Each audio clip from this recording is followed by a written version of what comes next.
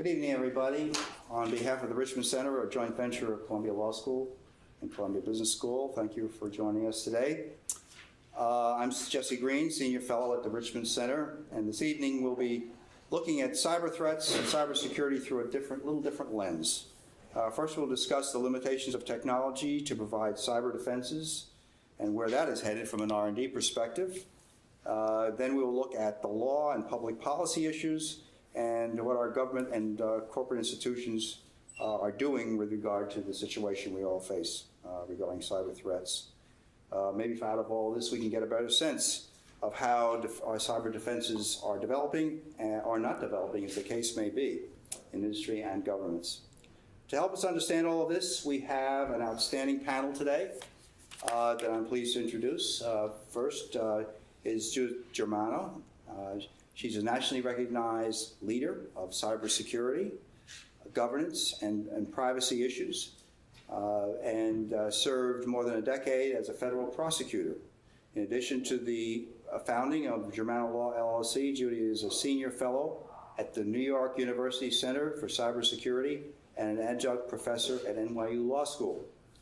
Tim Ryan, to my far right, is a principal in the Fraud Investigation and Dispute Services practice of Ernst & Young, LLP. He is the U.S. Cyber Investigations practice leader. Tim also had a distinguished career as a supervisory special agent of the Federal Bureau of Investigation, where he supervised the largest cyber squad in the United States.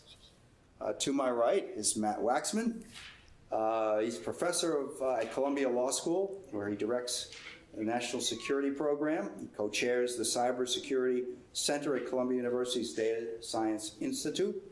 He's an advisor to GRA Quantum, a cyber security consulting firm, and he has held senior positions at the United States Department of Defense and the National Security Council. Thanks to all of you for participating tonight. So to get us started, let me ask Tim Ryan to take us through some background in terms of the technology. And we will join the audience here for this part of the presentation.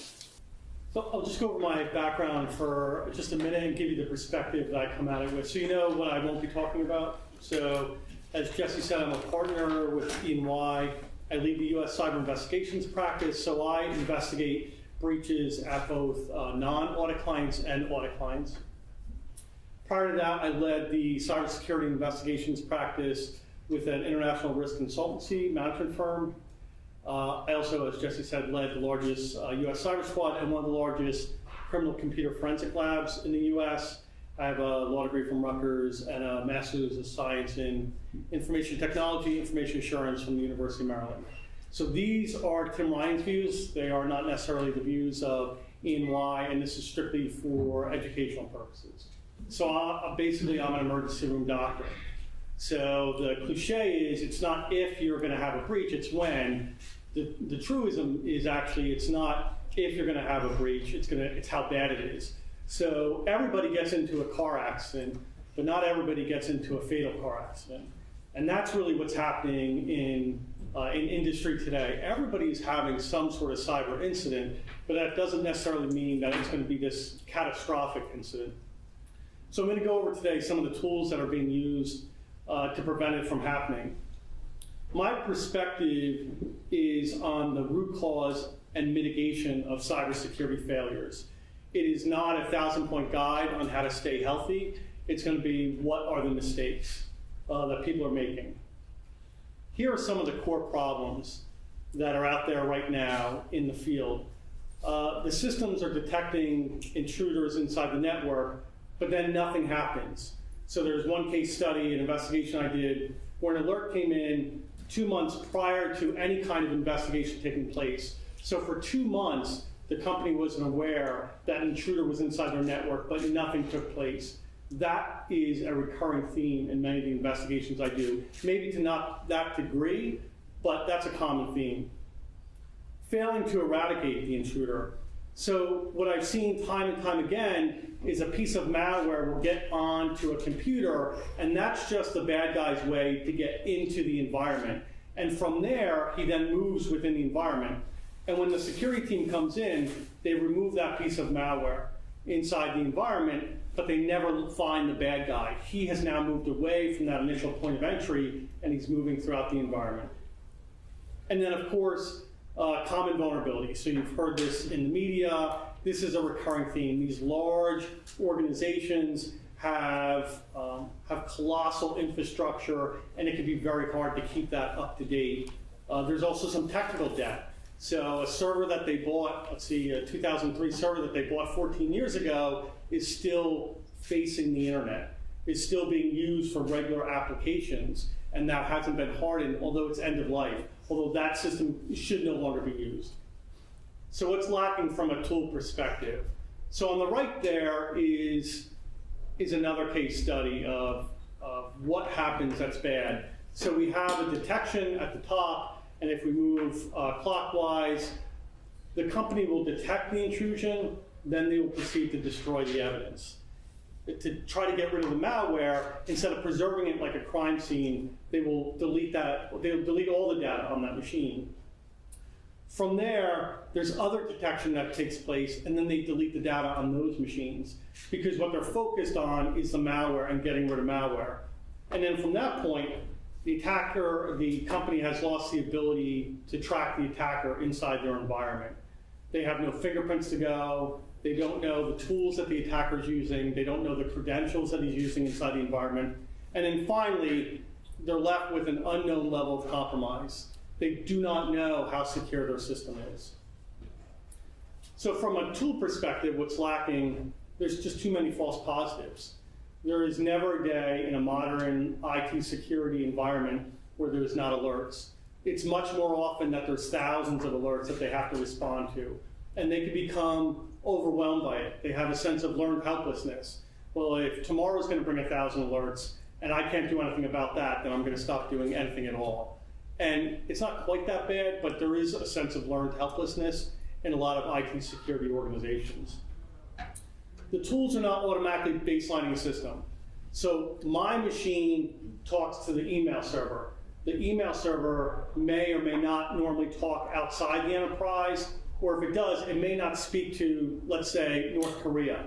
But the tools that are being deployed don't often baseline that. So a connection to North Korea just looks like any other connection. And I'm just using North Korea as an example, not that it's necessarily appropriate. But so they're not baselining it. You don't know if the communications are normal. You don't know if the software on the systems are normally occurring software on the system. The alerts don't automatically trigger the appropriate response.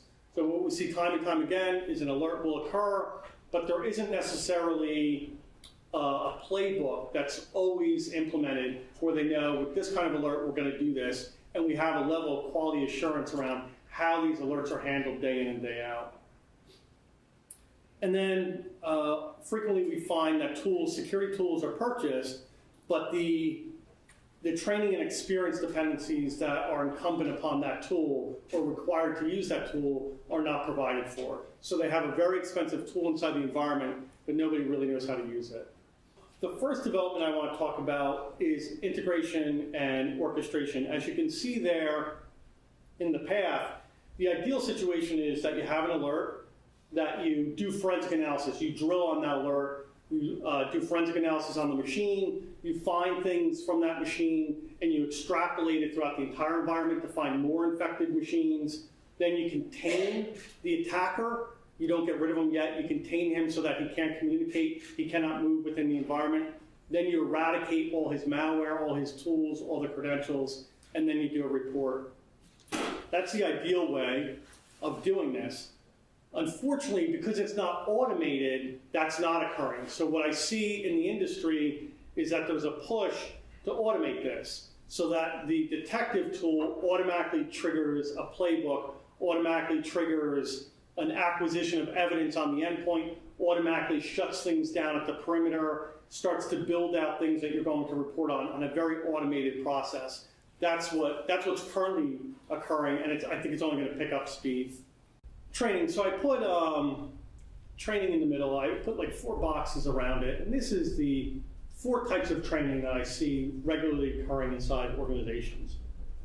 Top left, user compliance and policy. So this is the video that you watch once a year, and you check a whole bunch of questions, you answer a whole bunch of questions that almost nobody can get wrong, and then we print off the certificate, we put it in your employee personnel file, and we say you're done with your annual information security training.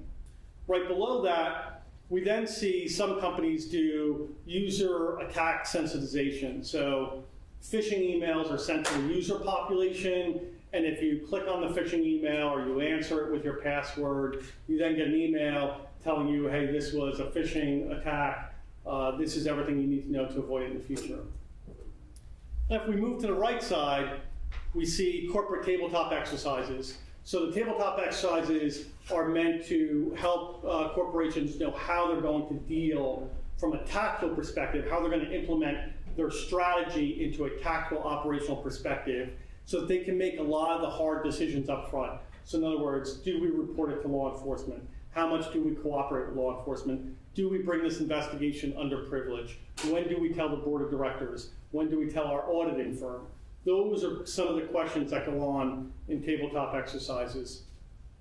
And then finally, corporate simulated attack. So you'll have a variation of a red team against a blue team. So a blue team is inside a company, they're trying to defend the company against attacks.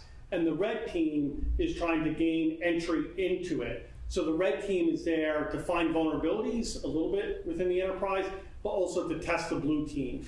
So that is the simulated attack that I see. And I will say the biggest change, I will say, or the increase in training is all on the left side. The corporate tabletop exercises and the simulated attacks. That's what I see many companies starting to invest their training dollars in, rather than the, hey, watch this 20-minute video, answer the questions that nobody can get wrong, and now we're done. We're going to pretend like you can actually protect this corporation. So, and as you can see, right, on the right side, it's going to assume that there's some sort of attack going on, and how does the company deal with it? Where, to a certain extent, on the left side, really the top left, it assumes a state of non-attack. It assumes that we just need to arm you with this information, and that's going to be enough. Where on the right side, it's no, we're going to assume that we're going to get breached, or there's going to be an intrusion, and then you're going to deal with it. The next development is an endpoint focus. So an endpoint is basically your workstation. It can be a server, but for this conversation, let's just say it's your workstation. So the focus, let me say how the attacker normally gets in. The attacker will trick you into clicking something. Either you go to a website that infects your computer, or you click on an email that infects your computer gets infected. He then gets onto your computer, and there's a whole bunch of passwords that are stored on there. Username, it's yours, but if you were to run a certain command on your laptop, you would see there's more than just your username and password on your laptop. The person who administers your laptop, he's a domain administrator sometimes, his username and password can be on your laptop as well. So what the attacker does is he gets that username and password, and now for all intents and purposes, he doesn't need malware anymore. He is the domain administrator. He's moving around the environment as Joe, domain administrator. He no longer needs to use malware to get around. So what I'm seeing increasingly is a focus on the endpoint. So like Carbon Black, CrowdStrike, FireEye has a few agents, Cyber Response, Cyber Reason. We call it EDR, Endpoint Detection Response. That there's just been a lot of money from the venture capital funds to promote these kind of agents and to sell and develop these kind of agents. And we're seeing an increasing focus. I use it in almost every kind of breach. I will use an EDR agent to understand the nature of the breach inside the environment. So we now understand from that description that the endpoint is absolutely critical to many of these breaches. Not all of them, but many of them it is. So the difficulty with a lot of EDR agents is that they are expert tools. So as you see the EKG strips down there, anybody here can point out, anybody here from the med school, anybody here can point out the normal sinus rhythm? Correct, the normal sinus rhythm is the one on my left. So it is, it's this one, right?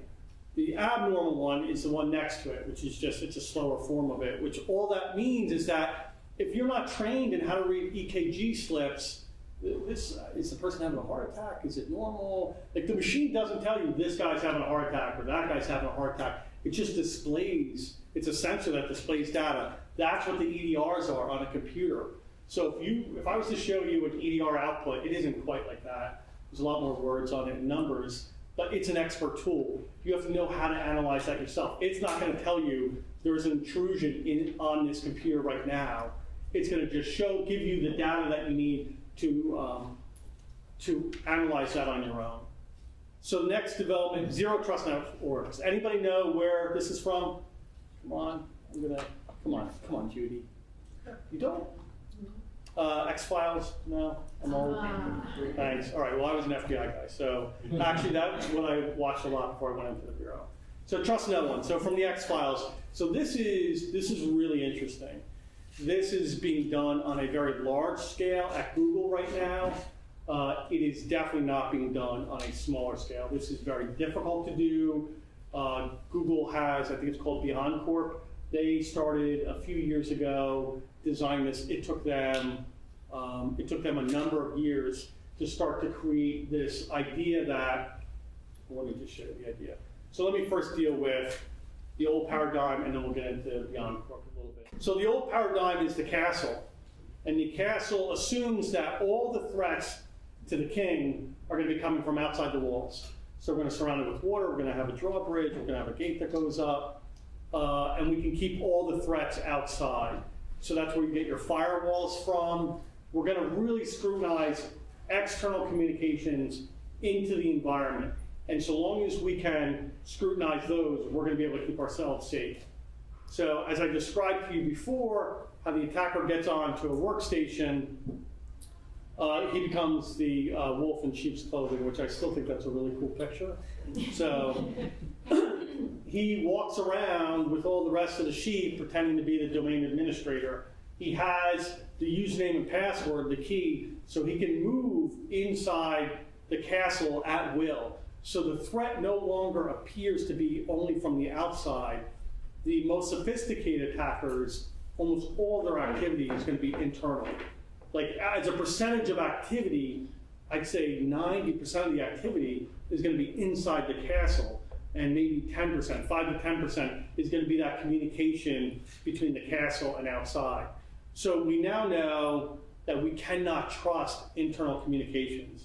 We cannot trust servers talking to each other inside the network. We can't trust, well, we don't have one here. We can't trust this machine that's meant to display PowerPoint talking to the Exchange server, the email server at Columbia. We know that the printer shouldn't be able to talk to the payroll system, right? That shouldn't happen, but we haven't architected the systems to understand that. The systems have still been architected that if you're inside the castle, you're deemed good. So this is what zero trust, that's what zero trust looks like, is now every device inside the company needs to belong to an inventory. This will have an inventory number, the laptop will have an inventory number, all the desktops will have an inventory number, the server.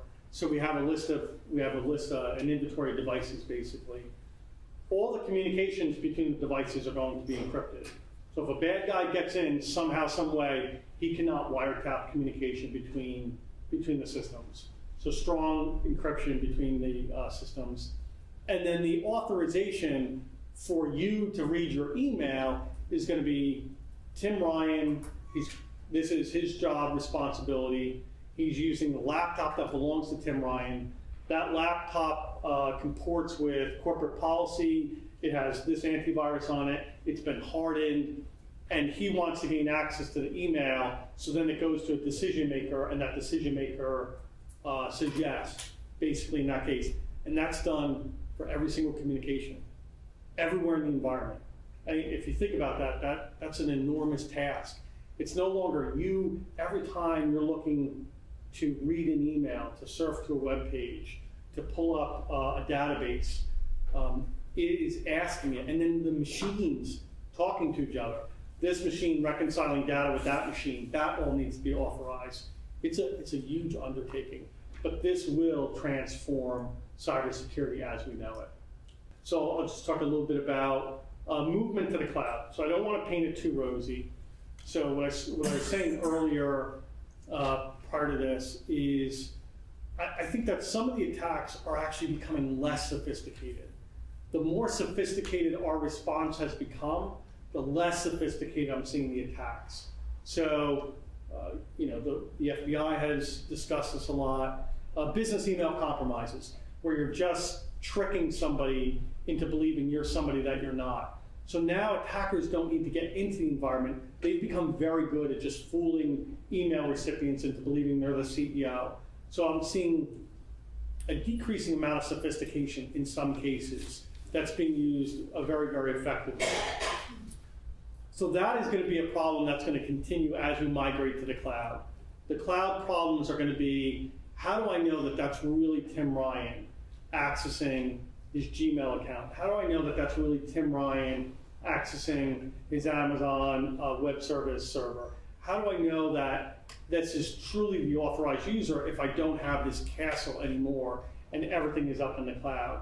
And that's going to be a continuing challenge as we move into the cloud. However, when done correctly, I would like to believe that probably Amazon, Microsoft, and Google, with their hundreds, if not thousands of people doing security, are going to do it better than most small and medium-sized businesses. It's just by the level of the sophistication that they bring to the game. Now, whether they require those cloud instances to be secure right out of the box, I think that's going to be a big question.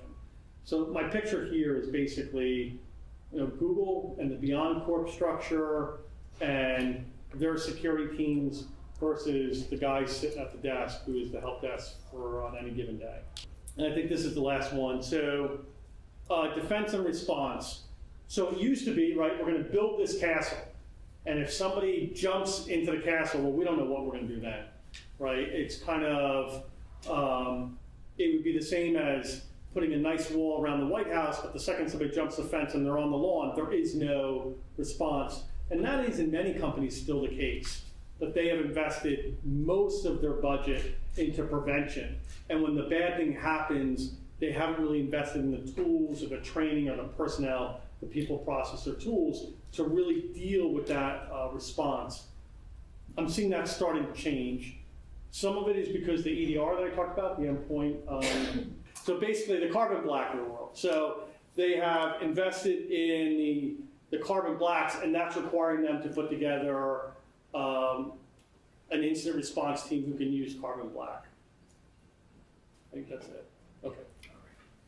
Thank you, Tim. No problem. Okay. Thank you. We'll join you now in front of the room, and we have some more discussion to get into. Okay, with that great background in terms of what's going on out there and the status of cyber defenses, I'm going to let Judy address some of the legal issues that we're headed into, some of the law changes and other problems. Judy? Well, when we talk about regulating cybersecurity, we have a major issue and problem because there's the concern that regulation cannot keep a pace with the technological changes and the risks that we face.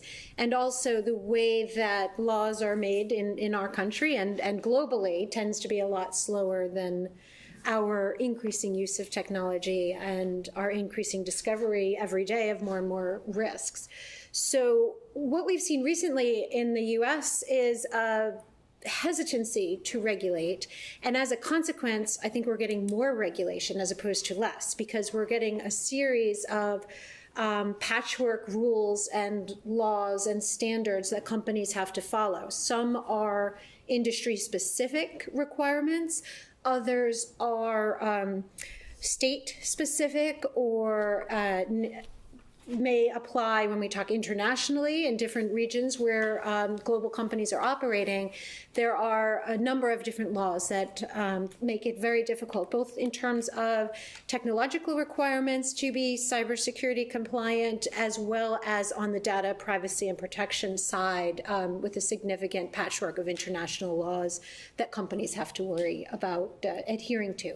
So you have the technological risk, but then you have to worry also the regulatory risk and the civil liability that ensues if a cyber response is not done correctly and in a timely manner. Thank you, Judy. Sure. Matt, can you talk about government policy and some of the major issues we're facing in our corporations from a policy perspective? Sure. So let me just pan back a little bit and think about sort of three big issues of the kind that we're focused on here especially those of us at Columbia Law School, at the School of International and Public Affairs, at the Data Science Institute, the Global Policy Initiative. And I'll just run through sort of three big picture issues. First, what is the role of government in cyber defense and what should it be? Of course, the government is responsible for protecting its own information systems, but most of the digital infrastructure here in the United States, including a lot of critical infrastructure, is in private hands here. So what is the role of the government in protecting it? Now, this is a gross oversimplification, but take a financial services company. If a bank is robbed, we expect the government to take the lead in addressing that robbery. And we have pretty good protocols worked out for what role the government is going to take and what role the bank is going to play in assisting that. If the bank is bombed, again, we definitely expect the government to take the lead, and it's pretty clear what the government's responsibility is and what it expects the bank to do. But if a bank's information infrastructure is breached, or its data is breached, or it's being targeted for breach, I think the relationship between what's the government's responsibility and what's the bank's responsibility is still being worked out. And it's still being worked out by both sides. It's not... On the one hand, the bank wants the government's help, but it's not entirely bought into to the government's help. Its interest in the government's help is not unlimited because the bank has its own interests and concerns and worries that may make it reluctant to be entirely open or immediately open with the government. So as I say, this is a gross oversimplification, but we're working out still what is the relationship between the government sector and the private sector when it comes to cyber defense. Second, how should the government be organized to deal with cybersecurity and to regulate it? And this dovetails nicely with Judy's comments. Responsibility for dealing with cybersecurity and regulating cybersecurity is currently spread across many different government institutions, each with its own sometimes overlapping slice of the issue. At the federal level, there are, I might say, sort of 3.5 branches of government involved in regulating cybersecurity. The executive branch, you have a number of different agencies: FBI, DHS, DOD, NSA.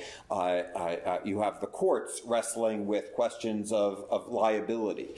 You have Congress considering different regulatory schemes. And the sort of half branch is really kind of part of the executive branch, but it's a bit different, which is independent regulatory agencies like the Federal Trade Commission, the Securities and Exchange Commission, which are promulgating their own standards. So I think over time we're going to need to develop a much more efficient and agile governmental organization to deal with cyber defense, cybersecurity needs. And it's got to be one that is not just efficient and agile, but is very fluid and fluent in working with the private sector. It's got to be one that is going to attract and retain top talent in this field.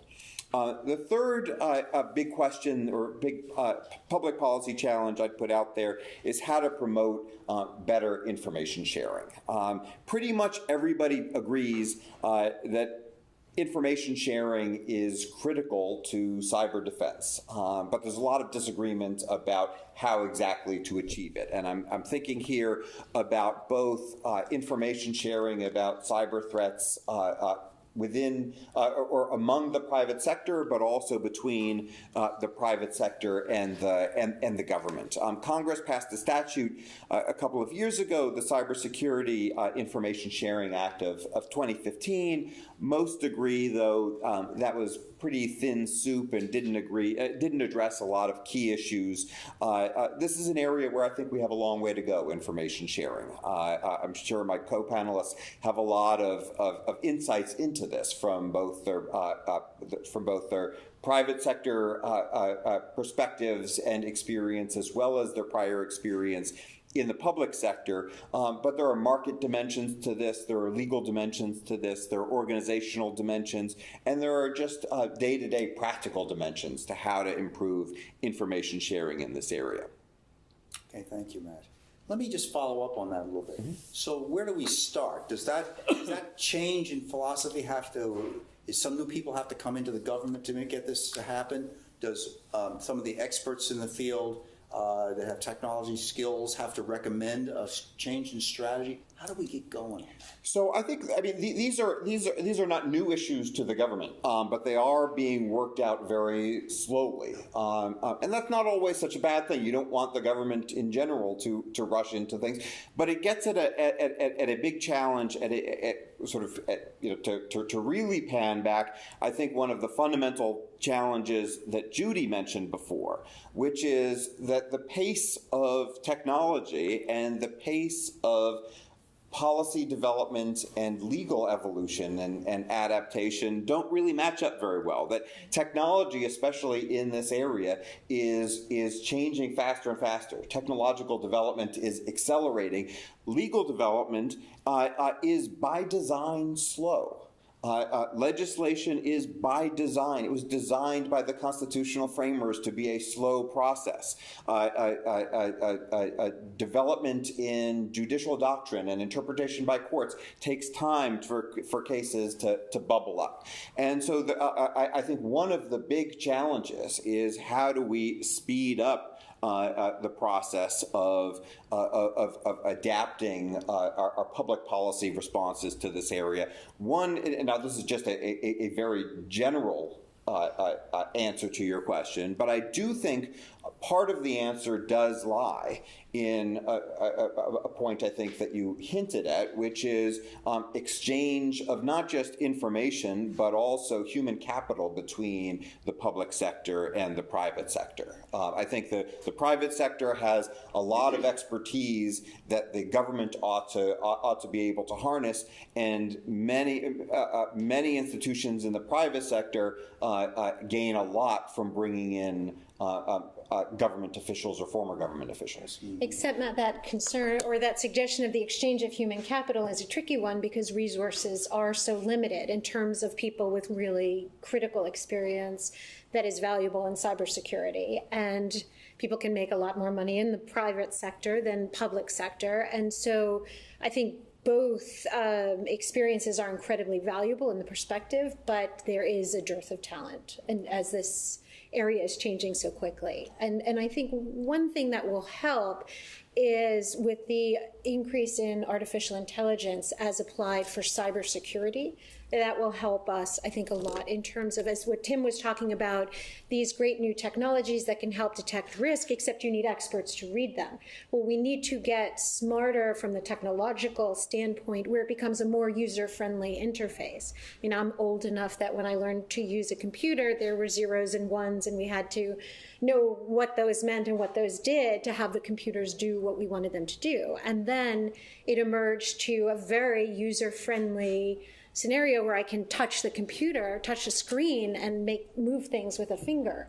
That's where we need to get on cybersecurity technologies and tools, both in making the interface more friendly and then also with artificial intelligence where the computer can learn to clean itself and assess itself more effectively than is currently being done. So I think that the solution to this problem is not immediate. And I think things may get much worse on cybersecurity before it gets better, particularly as we add billions of devices through the Internet of Things and technologies in our homes that are running off outdated Wi-Fi networks which are still on the default password, because things are allowed to operate on a default password without having a protection that people have to automatically fix that, for example.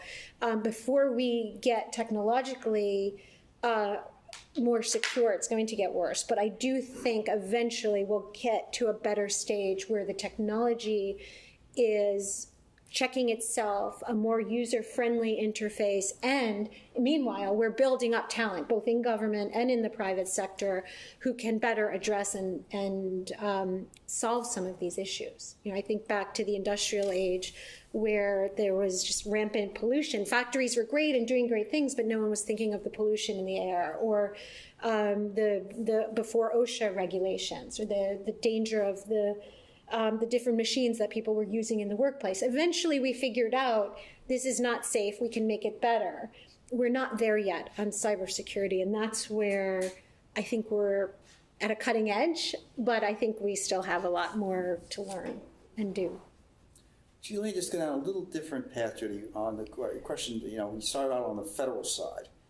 If you look at the state side, is there a role for the states in dealing with this, given the fact that, you know, federal has a broader reach overall and covers a broad spectrum here? What do you think? Yeah, well, the states are taking a significant role in cybersecurity, Jesse. We're seeing that a lot. It's a great question, because in part filling the federal void, and in part finding their own statements and opportunities to show their constituents that they care about this critically important issue. So we're seeing a few different things. State attorney generals, for example, are incredibly active, particularly in the areas of consumer protection.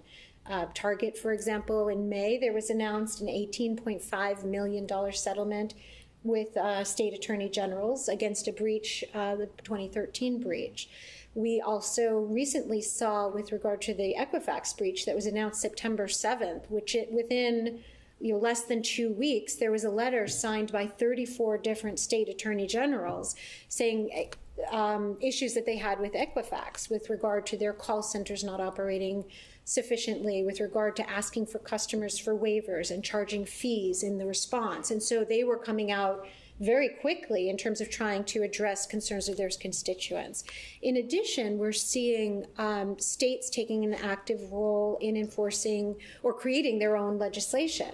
The New York State Department of Financial Services issued first in nation rules for the companies that it covers, and requiring significant technological as well as governance precautions and steps to be taken, including penetration testing, two-factor authentication, encryption, as well as on the governance side, having the right employees, somebody who is an expert or would either internally or a third party acting as a CISO, having certifications either by the CISO or the board that the entity has complied with the regulations. So very significant regulations impact or brought on by the state. And we see, for example, Colorado is also bringing forth similar suggestions. I think that's just a start, or similar rules, and that this is a start where states are becoming more active. And then also industry-specific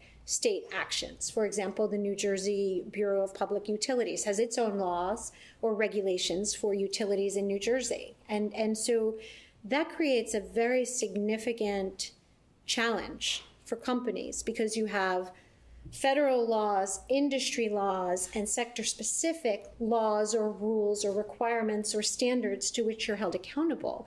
And then for industries that may be cross-sector, it gets even more complicated. So you work in the financial sector and you also service utilities, and you may have to comply with all of those, because another piece that we're seeing in the regulation, both in the state and federal discussions, have to do with managing third-party risk, which is another significant area. So both the entities using third parties, and then obviously those vendors and service providers who are third parties, have to comply with auditing and other requirements that they can be onerous if they're not done in a more streamlined fashion. And we are not streamlined right now.